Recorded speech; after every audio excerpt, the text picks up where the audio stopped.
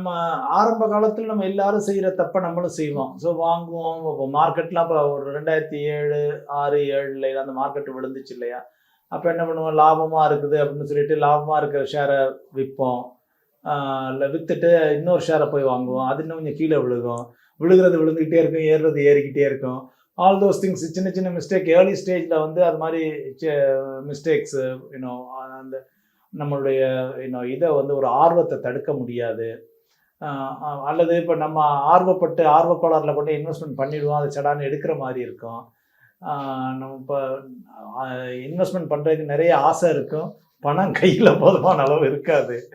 So all those things ஜென்ரலாக அதனால இப்போ over period of time it has evolved. இப்போ நிறைய பேர் இன்னும் ஸ்டில் எங்கிட்ட வர இன்வெஸ்டர்ஸ், சார் இந்த ஃபண்டு பெர்ஃபார்ம் பண்ணலையே சார், இதை மாற்றிடுவோமா, இதை எடுத்துகிட்டு மாற்றிடுவோமா அப்படிம்பாங்க. நான் இல்லைங்க, நம்ம ஒரு 5 வருஷத்துக்கு பேசினா எல்லாம் தெரிஞ்சு தான் போட்டிருக்கோம், கொஞ்சம் வெயிட் பண்ணுங்கள், ஆட்டோமேட்டிக்காக வந்துடும். ஏன்னா இப்போ அவங்க போட்டது இப்போ லாஸ்ட் 1 இயராக இருக்கும். ஆனால் அவங்க கம்பேர் பண்ணுறது 7 வருஷத்துக்கு முன்னால் போட்ட ஃபண்டை கம்பேர் பண்ணுவாங்க. 7 வருஷத்துக்கு முன்னால் போட்ட ஃபண்டு எப்போதுமே ப்ராஃபிட்டாக தான் இருக்கும்.